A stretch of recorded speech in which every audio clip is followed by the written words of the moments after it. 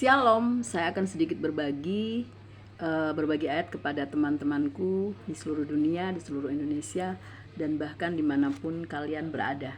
Saya akan berbagi ayat di dalam Roma pasal 8. Kita membacanya mulai ayat 13 sampai 17.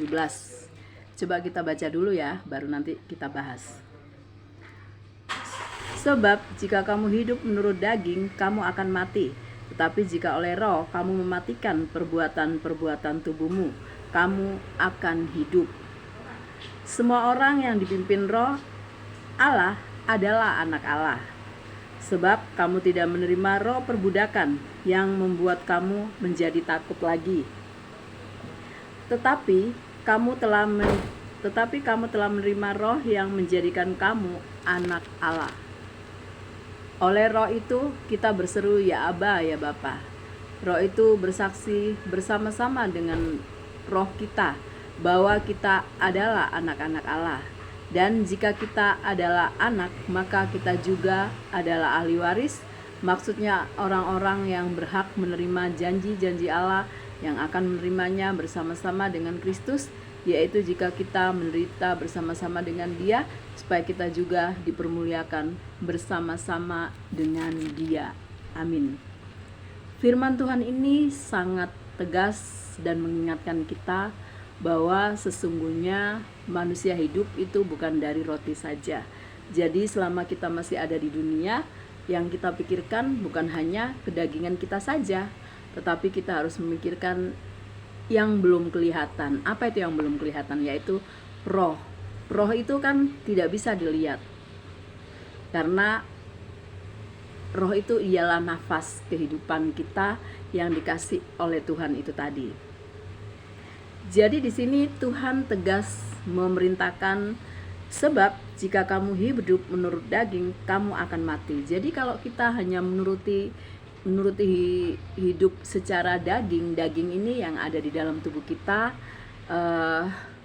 kalau kita hanya menuruti kedagingan hawa nafsu kita, Tuhan bilang kita akan mati. Tetapi jika oleh roh kamu mematikan perbuatan-perbuatan tubuhmu, kamu akan hidup. Tetapi kalau oleh pimpinan roh Allah itu sudah ada di dalam diri kita. Tetapi kita harus mengaktifkannya. Bagaimana caranya mengaktifkannya? Ya kita harus dekat sama Tuhan. Kita harus dekat kepada Allah. Makanya akhirnya roh Allah itu hidup dan selalu membisikkan tentang kebaikan, tentang kebenaran, sehingga kita bisa mematikan perbuatan-perbuatan daging, yaitu perbuatan daging, yaitu tadi dosa-dosa, segala macam dosa.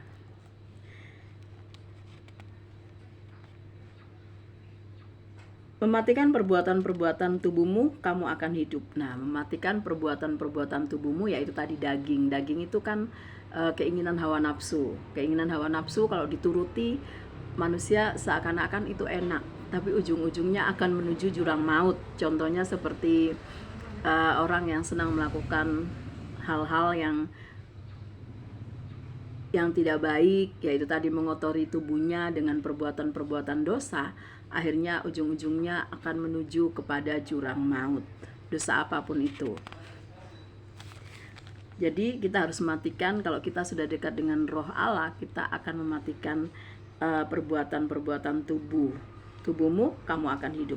Semua orang yang dipimpin roh Allah adalah anak Allah. Nah, jadi kalau kita mau dipimpin oleh roh Allah, kita disebut anak-anak Allah. Tetapi kalau orang yang masih dipimpin oleh hawa nafsu kedagingannya dan menyenangkan hawa nafsu kedagingannya, jelas itu tidak akan menjadi anak-anak Allah, tetapi menjadi anak-anak si jahat.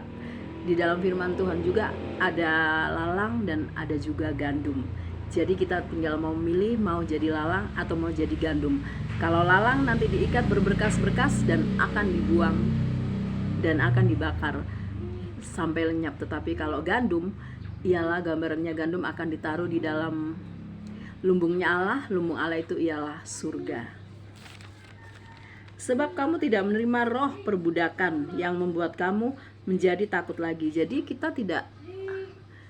tidak mempunyai roh perbudakan lagi. Dalam arti begini, taruhlah mungkin dia mempunyai keluarga besar, tetapi dia juga harus mempunyai mempunyai pendirian sendiri. Jangan mau kita juga diperbudak oleh saudara-saudara kita. Misalnya harusnya di rumah dia mempunyai pekerjaan yang penting, mungkin melayani anak istrinya di rumah dan mungkin membuat keluarganya senang, bukan terus diperbudak oleh keluarganya dan seakan-akan dia tidak bisa menolak. Nah, berarti dia belum mempunyai roh Allah, karena dia belum bisa membuat dirinya menjadi mempunyai pendirian dan hidupnya tidak ada kejelasan. Akhirnya karena tidak mempunyai roh Allah, akhirnya dia menjadi takut sama saudaranya. Nah, itu dibilang akhirnya dia bisa diperbudakkan oleh keluarganya. Jadi kita jangan mau mempunyai roh perbudakan. Sebab kamu tidak menerima roh perbudakan yang membuat kamu menjadi takut lagi, tetapi kamu telah menerima roh yang menjadikan kamu anak Allah. Jadi kalau kita mempunyai roh Allah, kalau untuk hal yang nggak benar, hal yang nggak baik, kita pasti akan berpikir panjang. Kita nggak akan mau begitu saja, tetapi kita mikir dulu, ini baikkah, tidakkah, menyenangkan hati Tuhan atau tidak. Jadi kita akan berpikir panjang. Jadi kalau kita sudah mempunyai roh Allah, kita bisa mengatur diri kita, dan kita mempunyai otoritas untuk mengarahkan diri kita kepada jalan yang benar karena ada roh Allah di dalam diri kita. Oleh roh itu kita berseru, ya Aba, ya Bapa. Roh itu bersaksi bersama-sama dengan roh kita bahwa kita adalah anak-anak Allah. Nah, jadi kalau roh Allah itu ada di dalam diri kita, jadi roh Allah itu tadi akan bersaksi bahwa kita adalah anak-anak Allah. Kalau kita sudah disebut anak-anak Allah, kita akan menjadi ahli waris. Ahli waris itu apa? Ya, itu tadi, kita dikasih ahli waris di dalam kerajaan surganya. Coba kita baca ayat selanjutnya. Dan jika kita adalah anak, maka kita juga adalah ahli waris. Maksudnya orang-orang yang berhak menerima janji-janji Allah, yang akan menerimanya bersama-sama dengan Kristus, yaitu jika kita menderita bersama-sama dengan Kristus, supaya kita juga dipermuliakan bersama-sama dengan Kristus. Nah, jadi kalau kita mau menderita bersama-sama dengan Kristus, itu tadi kan mengikut Tuhan Yesus tuh bukan yang nyaman-nyaman saja, bukan yang enak-enak saja, tetapi kalau mau mendapat dan mau menjadi ahli waris, berarti kita harus menderita juga bersama Kristus. Dalam arti menderita bersama Kristus itu begini, terkadang kita menyampaikan tentang kebenaran firman Tuhan, satu paket ya tentunya, tetapi itu tadi kita disalahpahami, kita dibenci, kita nggak disukai. Nah, disitulah kita menjadi menderita, karena untuk hal yang benar kita tidak disukai, untuk hal yang benar kita malah dibenci. Nah, akhirnya itu bisa bisa dibilang kita juga bisa menderita bersama-sama dengan Kristus. Jadi kalau kita bisa menderita bersama-sama dengan Kristus, supaya kita juga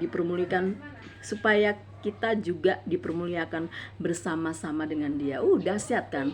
Tapi bagi orang yang mengaku katanya berkeyakinan Kristen Katolik tetapi ternyata tidak mau menderita, hidupnya maunya yang enak saja, maunya menuruti hawa nafsu kedagingannya saja, bagaimana dia bisa disebut anak-anak Allah? Berarti dia masih anak-anak kegelapan yang maunya hanya menyenangkan hawa nafsu kedagingannya di dunia ini. Jadi saya berbagi ayat ini, kiranya sahabat-sahabatku yang menonton, yang melihat, ayo di masa prapaskah ini itu tadi selalu mengandalkan Tuhan, dan kita selalu meninggalkan perbuatan dosa kita, dan di masa prapaskah ini mengendalikan hawa nafsu kedagingan kita, baik nafsu makan kita dikurangi, baik nafsu tentang perbuatan yang jahat harus kita hilangkan, dan kita tidak mau jatuh dalam dosa terus. Jadi kalau kamu mau menjadi ahli waris dan menjadi anak-anak Allah, berarti kamu harus juga menderita bersama-sama dengan Kristus.